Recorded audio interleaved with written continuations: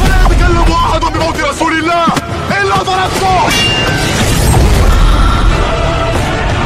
جئتك أؤمن بالله وبرسوله وبما شئت به. وقد أعذرت إليكم وأعذرتموني.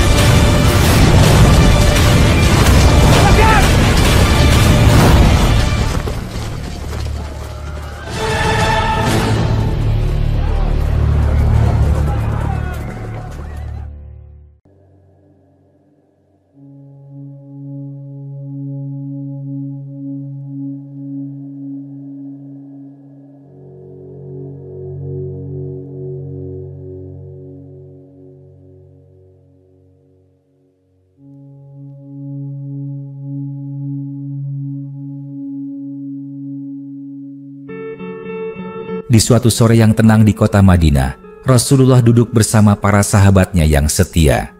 Angin gurun berembus perlahan, membawa debu-debu halus dari padang pasir yang mengelilingi kota.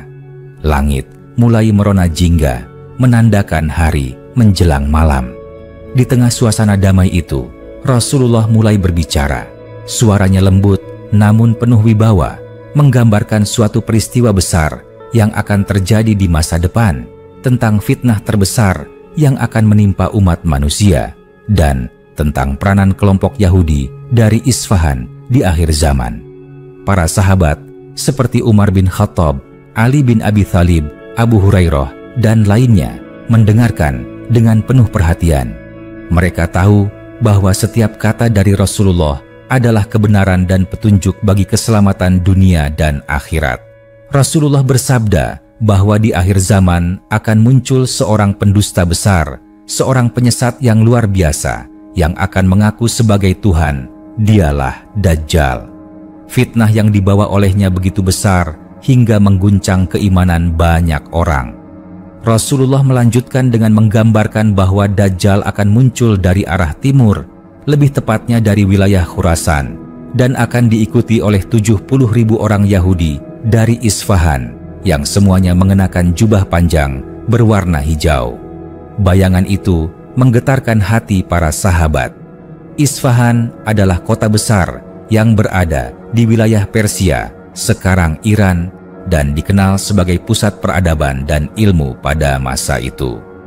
Rasulullah menggambarkan dengan jelas bahwa para pengikut Dajjal ini bukanlah orang biasa. Mereka adalah kelompok yang terorganisir, kuat, dan memiliki pengaruh besar. Mereka akan mendukung Dajjal dengan sepenuh hati, meyakini bahwa dialah penyelamat mereka. Dalam pandangan mereka, Dajjal adalah pemimpin yang dinanti-nanti. Rasulullah tidak hanya menyampaikan kabar ini sebagai informasi semata, melainkan sebagai peringatan keras bagi umat Islam. Beliau menasihati para sahabat agar membaca surah Al-Kahfi pada hari Jumat sebagai pelindung dari fitnah Dajjal. Beliau juga menekankan pentingnya menjaga iman, ilmu, dan kesadaran spiritual, karena hanya dengan itulah seseorang dapat selamat dari tipu daya Dajjal dan pengikutnya. Para sahabat menyadari bahwa pesan ini sangat serius. Mereka mengingat dengan baik nama Isfahan dan 70.000 pengikut dari kalangan Yahudi yang akan menjadi bagian dari kekuatan besar yang mengiringi fitnah akhir zaman. Kisah ini menjadi bagian penting dari warisan nubuah yang diteruskan dari generasi ke generasi. Kini, setelah berabad-abad berlalu, umat Islam masih membaca dan merenungi sabda Rasulullah tersebut. Nama Isfahan tetap disebut dalam banyak kitab hadis dan tafsir, menjadi tanda yang jelas akan datangnya salah satu episode paling dahsyat dalam sejarah manusia. Dan demikianlah Rasulullah menyampaikan kisah itu, bukan dengan nada menakut-nakuti, tapi sebagai pelita di tengah kegelapan zaman yang akan datang. Sebuah panduan agar umatnya senantiasa waspada, menjaga iman, dan tidak tertipu oleh tipu daya dunia dan fitnah akhir zaman yang luar biasa dahsyat. Setelah Rasulullah menyampaikan kabar tentang munculnya Dajjal dan keterlibatan 70.000 Yahudi Isfahan, suasana di antara para sahabat menjadi hening. Setiap dari mereka terdiam merenungi kedahsyatan peristiwa yang baru saja mereka dengar. Tak sedikit dari mereka yang matanya berkaca-kaca, membayangkan bagaimana umat Islam akan menghadapi ujian sebesar itu di akhir zaman. Rasulullah memandang mereka satu persatu, lalu melanjutkan sabdanya dengan lebih mendalam. Beliau menjelaskan bahwa Dajjal bukanlah sosok biasa. Ia diberi kemampuan luar biasa oleh Allah Subhanahu wa Ta'ala sebagai ujian besar bagi umat manusia. Dajjal akan mampu menghidupkan orang mati dengan izin Allah Subhanahu wa Ta'ala, menurunkan hujan, menumbuhkan tanaman, dan membuat orang miskin menjadi kaya dalam sekejap. Ia akan melintasi seluruh bumi dengan sangat cepat, seperti hujan yang ditiup angin, dan hanya Makkah serta Madinah yang tidak akan bisa dimasukinya karena dijaga oleh para malaikat. Para sahabat semakin tertegun ketika Rasulullah menggambarkan bagaimana Dajjal akan menipu banyak orang, termasuk orang-orang yang sebelumnya dikenal sebagai orang beriman.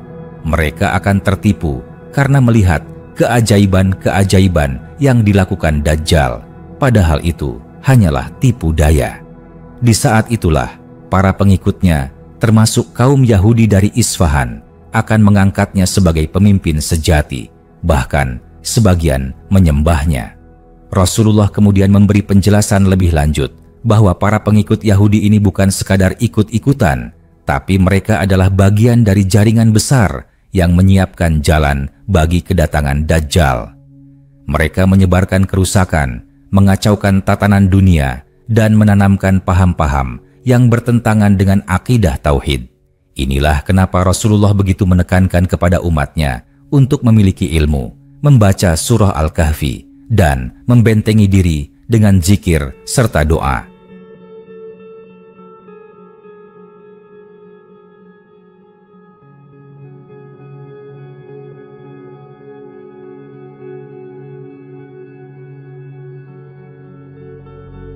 Dalam sebuah hadis, Rasulullah bersabda, Dajjal akan keluar dari sebuah tempat antara Syam dan Irak dan akan menyebar ke seluruh bumi. Ia akan tinggal selama 40 hari, sehari seperti setahun, sehari seperti sebulan, sehari seperti seminggu, dan hari-hari lainnya seperti hari-hari biasa. Ketahuilah bahwa kebanyakan pengikutnya adalah dari kalangan Yahudi, wanita, dan orang-orang munafik. Hadits riwayat Muslim. Salah satu sahabat pun bertanya, "Ya Rasulullah, bagaimana kami dapat mengetahui bahwa itu adalah Dajjal?" Rasulullah menjawab, "Dia buta sebelah matanya, dan di dahinya tertulis kafir yang bisa dibaca oleh setiap mukmin, baik yang bisa membaca maupun tidak." Sabda ini menunjukkan bahwa perlindungan dari fitnah Dajjal bukan hanya melalui ilmu dan amal, tapi juga dari kejernihan iman dan pandangan hati yang bersih. Dengan penuh kasih sayang, Rasulullah menutup pembicaraan malam itu dengan nasihat agar umat Islam memperbanyak doa, terutama doa perlindungan dari 4 hal dalam setiap akhir tasyahud sholat. Ya Allah Subhanahu wa Ta'ala, aku berlindung kepadamu dari siksa neraka jahanam, dari siksa kubur, dari fitnah kehidupan dan kematian, serta dari kejahatan fitnah Dajjal yang menyesatkan. Begitulah, malam itu berakhir dengan hati para sahabat yang penuh perenungan. Mereka sadar bahwa generasi mendatang akan menghadapi fitnah yang jauh lebih besar daripada yang pernah mereka alami. Maka, mereka pun menyampaikan kisah ini kepada anak-anak mereka, dan anak-anak mereka menyampaikannya lagi hingga sampai kepada kita hari ini. Maka, wahai kaum muslimin, bersiaplah. Fitnah akhir zaman bukan sekadar cerita masa depan, tapi peringatan nyata agar kita membangun keimanan yang kokoh sejak sekarang. Hari-hari berlalu, dan pesan Rasulullah tentang fitnah Dajjal dan keterlibatan Yahudi Isfahan terus terpatri dalam benak para sahabat. Mereka tidak hanya mendengarnya sebagai sebuah kisah nubuah, tapi sebagai amanah yang harus dijaga dan diwariskan. Sebab, apa yang disampaikan oleh Rasulullah bukanlah ramalan biasa, melainkan bagian dari rangkaian takdir akhir zaman yang pasti akan terjadi. Di antara yang paling menyentuh adalah ketika Rasulullah menjelaskan bagaimana kondisi umat Islam saat fitnah Dajjal datang. Beliau menggambarkan bahwa akan ada dua kelompok utama di antara umat ini yang tetap teguh berpegang pada iman walaupun seluruh dunia menekan dan menggoda mereka, dan yang terpedaya oleh kemewahan serta keajaiban Dajjal. Kelompok kedua ini sayangnya akan menjadi mayoritas. Rasulullah menceritakan bahwa Dajjal akan mendatangi suatu kaum lalu mengajak mereka untuk mengimaninya. Jika mereka menolak, maka seluruh wilayah mereka akan mengalami kekeringan, hewan ternak mati, dan tanah menjadi tandus. Sebaliknya, jika mereka mengikutinya, maka tanah mereka akan subur, hujan turun, dan harta benda berlimpah. Ini menjadi ujian luar biasa bagi keimanan seseorang, karena fitnah Dajjal menyasar pada kebutuhan dasar manusia, makan, minum, keamanan, dan rasa nyaman. Namun, Rasulullah juga memberikan kabar gembira. Meskipun pengikut Dajjal banyak, Allah Subhanahu wa Ta'ala akan tetap menjaga hamba-hambanya yang ikhlas. Akan ada segolongan kecil dari umat Islam yang tetap bertahan dalam keimanan, walau mereka harus hidup dalam kesulitan dan keterasingan. Mereka adalah ghuraba, orang-orang asing yang tetap berpegang pada sunnah di saat banyak orang menolaknya. Rasulullah menyebutkan bahwa salah satu dari mereka adalah seorang pemuda beriman yang akan menghadapi Dajjal secara langsung. Ketika Dajjal membunuhnya, lalu menghidupkannya kembali dengan izin Allah Subhanahu wa Ta'ala sebagai ujian, pemuda itu justru bertambah yakin bahwa Dajjal adalah makhluk pendusta. Maka Dajjal pun tidak mampu membunuhnya lagi. Peristiwa ini menjadi simbol kekuatan iman yang hakiki, iman yang tak bisa digoyahkan oleh apapun. Sedangkan Yahudi Isfahan tetap disebut sebagai elemen penting dari pengikut Dajjal.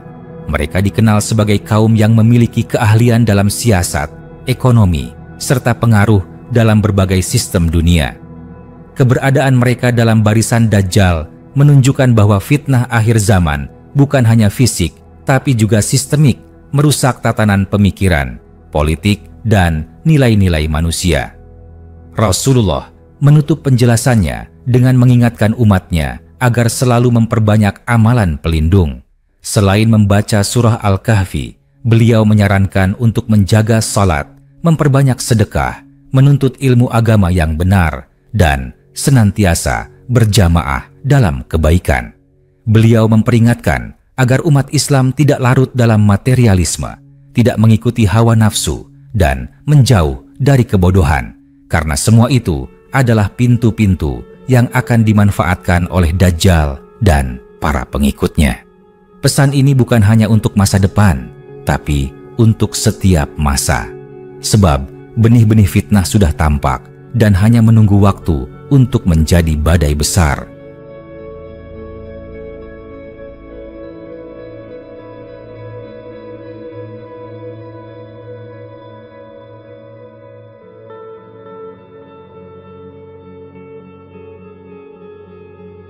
Maka, siapapun yang ingin selamat harus mulai membentengi diri dari sekarang, memperbaiki akidah, memperkuat hubungan dengan Allah Subhanahu wa Ta'ala, dan berhati-hati terhadap godaan dunia. Dan kini, kita hidup di zaman yang oleh banyak ulama disebut sebagai fase menuju akhir zaman. Banyak tanda-tanda kecil sudah terjadi. Maka, peringatan Rasulullah tentang Yahudi Isfahan, tentang Dajjal, dan tentang kondisi umat harus kita dengarkan dengan hati yang terbuka dan jiwa yang bersiap. Seiring waktu bergulir menuju ujung zaman, narasi yang diwariskan oleh Rasulullah kepada para sahabatnya mengenai fitnah Dajjal dan keterlibatan Yahudi Isfahan tidak pernah pudar. Ia terus hidup dalam hati para ulama, tercantum dalam kitab-kitab hadis, tafsir, dan ditanamkan dalam pengajaran umat Islam dari generasi ke generasi. Setiap kalimat yang dahulu keluar dari lisan Nabi Muhammad menjadi penuntun agar umat tidak buta arah ketika badai akhir zaman benar-benar datang melanda. Rasulullah pernah menyebut bahwa fitnah Dajjal adalah fitnah yang paling dahsyat yang pernah dihadapi umat manusia sejak penciptaan Nabi Adam. Tidak ada fitnah yang sebanding dengan tipu daya Dajjal. Dan salah satu kekuatan utamanya adalah dukungan dari kelompok Yahudi Isfahan yang secara khusus disebut oleh Nabi, bukan sekadar kebetulan, melainkan karena peran strategis mereka dalam menjalankan agenda Dajjal. Mengapa Isfahan? Mengapa Yahudi dari kota itu? Dalam sejarahnya, Isfahan adalah kota yang kaya secara budaya dan ilmu pengetahuan. Pada masa Rasulullah hidup, wilayah Persia memang dikenal sebagai pusat peradaban. Di kota itu pula, komunitas Yahudi berkembang cukup pesat dan memiliki jaringan yang luas, tidak hanya dalam bidang keilmuan dan ekonomi, tapi juga dalam pengaruh sosial dan politik. Maka, saat Rasulullah menyebutkan bahwa 70.000 Yahudi dari Isfahan akan menjadi pengikut setia Dajjal, itu bukan hanya sekadar jumlah. Itu adalah simbol kekuatan, baik jumlah, kemampuan, maupun pengaruh mereka dalam menyokong misi besar Dajjal. Dalam hadis yang diriwayatkan oleh Imam Ahmad dan Imam Al-Hakim, Rasulullah bersabda, Dajjal akan diikuti oleh 70.000 orang dari kalangan Yahudi Isfahan. Mereka mengenakan thawil, jubah panjang, berwarna hijau. Hadits riwayat Ahmad dan Al-Hakim. Detail seperti warna pakaian dan jumlah pengikut memperlihatkan betapa Nabi menggambarkan masa depan dengan begitu jelas agar umat tidak tertipu. Bahkan pakaian pun disebut karena dalam konteks itu bisa menjadi simbol identitas dan pengorganisasian kelompok. Mereka bukan sekadar pengikut acak. Mereka adalah bagian dari sebuah sistem, sebuah gerakan global yang secara perlahan namun pasti akan mempersiapkan panggung bagi munculnya Dajjal. Mereka menguasai jalur informasi, ekonomi, bahkan budaya. Dalam sejarah modern, kita pun menyaksikan bagaimana paham-paham sekuler, materialisme, dan liberalisme yang jauh dari nilai-nilai tauhid menyebar ke seluruh penjuru dunia, menciptakan umat yang semakin jauh dari Rabb-nya. Rasulullah tidak ingin umatnya hanyut dalam arus ini. Beliau memberi resep spiritual dan sosial untuk menghadapinya. Setiap muslim diseru untuk memperkuat keimanan, memperdalam ilmu syar'i, serta hidup dalam komunitas yang saling menguatkan dalam kebenaran. Sebab Dajjal tidak hanya memerangi secara fisik, tapi menyerang dari sisi akidah dan logika berpikir. Ia akan membuat yang batil tampak benar dan yang hak tampak sesat. Kelompok Yahudi dari Isfahan yang menjadi pengikut Dajjal bukan hanya pengikut dalam artian fisik, tapi mereka juga menjadi alat propagandanya, penyebar fitnahnya, bahkan menjadi penjaga kekuasaannya. Maka tidak heran jika Rasulullah menjadikan mereka sebagai penanda penting dalam kisah akhir zaman. Dan di tengah kegelapan ini, Rasulullah tetap menghadirkan secercah harapan bahwa pada akhirnya kebenaran akan menang. Dajjal akan dibunuh oleh Nabi Isa bin Maryam yang akan turun dari langit sebagai bentuk pembelaan Allah Subhanahu wa Ta'ala kepada hamba-hambanya yang tetap istiqomah. Nabi Isa akan membunuh Dajjal di gerbang kota Lud dekat Tel Aviv sekarang, dan setelah itu masa keadilan dan kedamaian akan ditegakkan kembali di bumi. Namun sebelum itu ujian besar akan terjadi, dan kita umat akhir zaman adalah bagian dari ujian itu. Maka marilah kita siapkan diri, keluarga, dan generasi kita dengan ilmu, iman, dan amal saleh. Jangan tertipu oleh gemerlap dunia, karena Dajjal dan para pengikutnya akan datang menawarkan semua itu dengan harga yang mahal. Kehilangan iman. Mari kita warisi semangat para sahabat yang meski hidup di zaman Rasul, tetap takut akan fitnah Dajjal.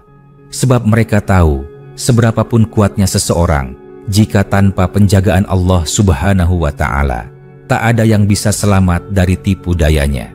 Setelah Rasulullah menggambarkan secara gamblang tentang kemunculan Dajjal dan peran Yahudi Isfahan, para sahabat tidak tinggal diam.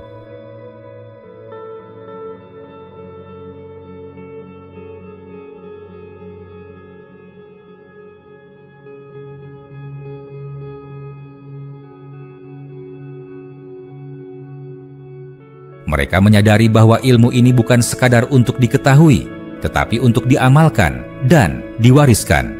Maka mulai saat itu, di setiap majelis ilmu, peringatan tentang fitnah Dajjal menjadi bagian penting dalam dakwah dan pengajaran. Para ulama besar seperti Imam Ahmad, Imam Al-Bukhari, Imam Muslim, dan lainnya memasukkan hadis-hadis tentang Dajjal dalam kitab-kitab utama mereka agar tetap hidup dalam benak umat Islam sepanjang zaman. Waktu terus berjalan, dunia semakin berubah, teknologi berkembang pesat, peradaban manusia melompat jauh, tetapi nilai-nilai moral dan spiritual perlahan terkikis. Inilah masa yang telah digambarkan Rasulullah, masa ketika manusia lebih mencintai dunia dan takut mati, masa ketika kebatilan dihias seindah-indahnya dan kebenaran dianggap aneh, asing, bahkan terasing. Di masa seperti inilah benih-benih sistem Dajjal mulai tampak dengan nyata. Dalam banyak tafsir dan penjelasan ulama, Yahudi Isfahan bukan sekadar mewakili sekelompok etnis atau bangsa, tetapi juga simbol dari sebuah struktur kekuasaan global yang menolak kebenaran dan menyebarkan kerusakan sistematis. Mereka bukan hanya pengikut secara fisik, melainkan juga pencipta jalur, perencana strategi, dan pendukung ideologis dari fitnah besar itu. Mereka menciptakan sistem ekonomi yang menindas, hiburan yang memalingkan dari Allah Subhanahu wa Ta'ala, pendidikan yang menjauhkan dari tauhid, serta media yang memutarbalikan fakta. Tak sedikit ulama kontemporer yang mengaitkan gejala-gejala zaman sekarang sebagai pengantar datangnya masa Dajjal. Arus globalisasi tanpa nilai ilahiyah, sistem finansial yang berbasis riba dan ketamakan, penyembahan terhadap teknologi dan sains tanpa etika, semua itu membuka jalan bagi fitnah besar Dajjal. Ia tak hanya akan datang membawa sihir dan keajaiban semata, tetapi dengan sistem lengkap yang sudah dipersiapkan jauh sebelumnya, yang kini secara perlahan mulai dirasakan. Namun, umat Islam tidak dibiarkan tanpa perlindungan. Rasulullah memberikan kunci untuk menghadapinya. Salah satu kunci itu adalah dengan menjaga hubungan yang kuat dengan Al-Quran, khususnya surah Al-Kahfi yang memiliki keistimewaan luar biasa sebagai pelindung dari fitnah Dajjal. Surah ini menggambarkan 4 ujian utama yang akan dihadapi umat: ujian iman, Ashabul Kahfi; ujian kekayaan, pemilik 2 kebun; ujian ilmu, perjalanan Musa dan Khidir; dan ujian kekuasaan, Zulkarnain. Semuanya adalah gambaran nyata dari tantangan yang akan dihadapi saat Dajjal datang. Selain itu, Rasulullah juga menyuruh umatnya untuk berlindung kepada Allah Subhanahu wa Ta'ala dalam setiap salat. Doa setelah tasyahud akhir menjadi benteng harian. Ya Allah Subhanahu wa Ta'ala, aku berlindung kepadamu dari siksa jahanam, dari siksa kubur, dari fitnah kehidupan dan kematian, dan dari kejahatan fitnah Dajjal yang menyesatkan. Umat yang menjaga salatnya, menghidupkan sunnah, dan berpegang pada jamaah umat Islam akan mendapatkan pertolongan Allah Subhanahu wa Ta'ala di saat fitnah memuncak. Mereka adalah orang-orang yang mungkin tidak dikenal dunia, tetapi sangat dikenal oleh penghuni langit. Dan ketika masa itu benar-benar datang, saat Dajjal muncul dan fitnah menyebar ke seluruh penjuru dunia, akan tampak siapa yang benar-benar beriman dan siapa yang imannya hanya hiasan. Mereka yang selama ini mengejar dunia dan tidak mempersiapkan diri akan mudah tergelincir. Tapi mereka yang menjaga hatinya, hidup dengan kesederhanaan dan mencintai akhirat akan menjadi benteng umat. Maka, wahai saudaraku, kisah Yahudi Isfahan bukan hanya tentang satu kelompok manusia, tapi tentang sebuah sistem dan barisan besar yang telah dan akan terus menyokong kekuatan kebatilan. Ini adalah panggilan untuk kita semua untuk kembali kepada agama, memperkuat iman, dan menyiapkan diri sebelum badai besar akhir zaman datang. Karena fitnah Dajjal bukan sekadar ujian intelektual, tapi ujian hati dan jiwa yang hanya bisa dihadapi dengan pertolongan Allah Subhanahu wa Ta'ala dan keimanan yang kokoh. Dan kisah ini belum usai. Rasulullah tidak hanya memperingatkan umatnya akan datangnya Dajjal dan keterlibatan Yahudi Isfahan dalam barisannya, tetapi juga menggambarkan bagaimana kondisi bumi saat itu, seolah seluruh tatanan dunia telah terbalik. Kebenaran menjadi sesuatu yang asing, kebatilan diagungkan, hukum-hukum Allah Subhanahu wa Ta'ala diabaikan, syariat dianggap kuno dan menghambat kemajuan. Umat Islam tercerai-berai, sibuk dengan urusan duniawi, dan banyak di antara mereka yang kehilangan arah. Dalam situasi itulah Dajjal akan datang, membawa tawaran yang tampak indah namun beracun. Ia akan menyamar sebagai penyelamat di tengah krisis global, pemimpin di tengah kekacauan, dan solusi di tengah kegelisahan umat manusia. Ia akan menggunakan kekuatan teknologi dan informasi untuk mengendalikan persepsi, menggiring opini dunia, dan membalikan fakta. Media akan menjadi senjata utama dalam memperkuat kekuasaannya.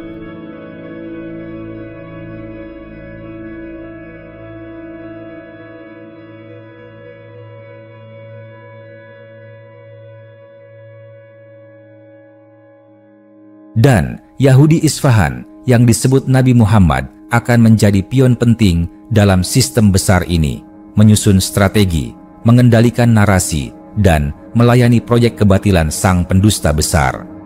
Namun, di tengah kegelapan ini, secercah cahaya tetap menyala. Rasulullah bersabda bahwa di akhir zaman akan ada sekelompok kecil dari umatnya yang tetap menjaga kebenaran. Mereka adalah orang-orang yang hatinya penuh keimanan, meskipun hidup dalam tekanan. Mereka memilih jalan yang sulit, mempertahankan akidah dan sunnah, meski harus dikucilkan dan dianggap asing oleh masyarakat. Mereka inilah yang Rasulullah sebut sebagai ghuraba. Islam datang dalam keadaan asing dan akan kembali menjadi asing sebagaimana mulainya. Maka beruntunglah orang-orang yang asing, ghuraba. Hadits riwayat Muslim. Mereka tidak memiliki kekuatan dunia, tapi mereka memiliki kekuatan doa. Mereka tidak memiliki media, tapi mereka memiliki keikhlasan.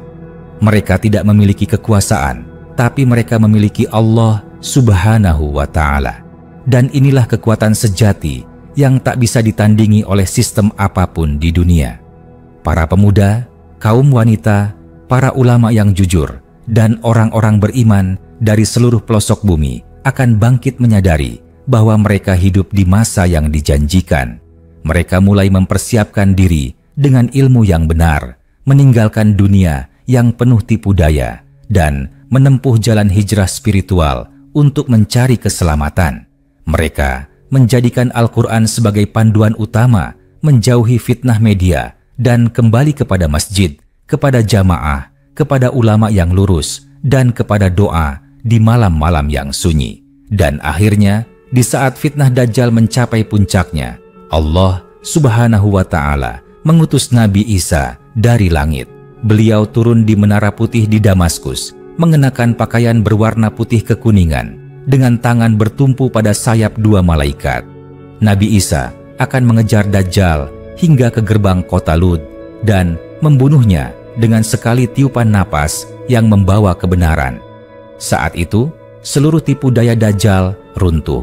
Sistemnya hancur, para pengikutnya tercerai-berai, dan dunia kembali kepada cahaya tauhid dan keadilan. Rasulullah menutup penjelasan tentang akhir zaman dengan penuh kasih sayang. Beliau tahu tidak semua dari umatnya akan menghadapi langsung fitnah Dajjal. Tapi beliau ingin setiap dari kita menyiapkan diri, karena benih-benihnya sudah ada di hadapan kita. Setiap pilihan kita hari ini, apa yang kita tonton, baca, ikuti, percayai, akan menentukan di pihak mana kita berdiri ketika badai besar itu datang. Maka, wahai saudaraku, marilah kita hidup dengan kesadaran bahwa kita sedang meniti masa-masa ujian. Jangan biarkan dunia menipu kita. Jangan biarkan kesenangan sesaat menghapus akhirat dari hati kita. Karena siapa yang hari ini menjaga keimanannya, esok akan dijaga oleh Allah Subhanahu wa Ta'ala dari fitnah yang paling dahsyat sepanjang sejarah manusia.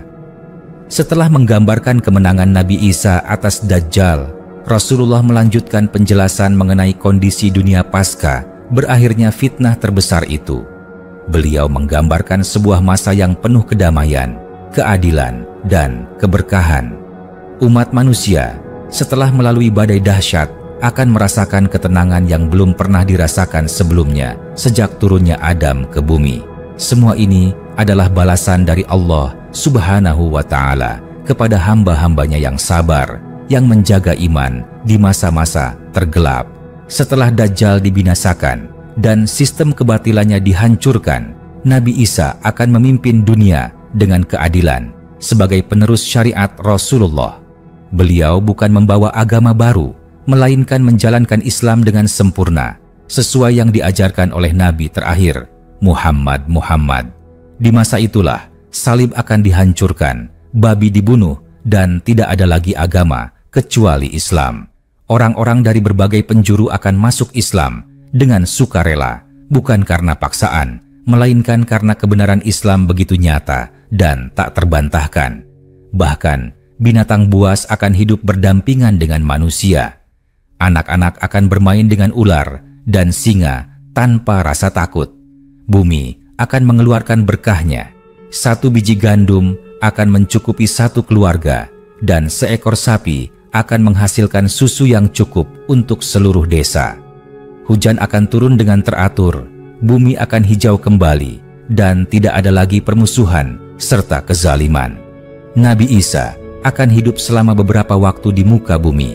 Sebagian riwayat menyebutkan selama 40 tahun, dan beliau akan menikah, memiliki keturunan, dan wafat seperti manusia lainnya. Jenazah beliau akan dimakamkan di samping makam Rasulullah di Madinah bersama 2 sahabatnya, Abu Bakar dan Umar.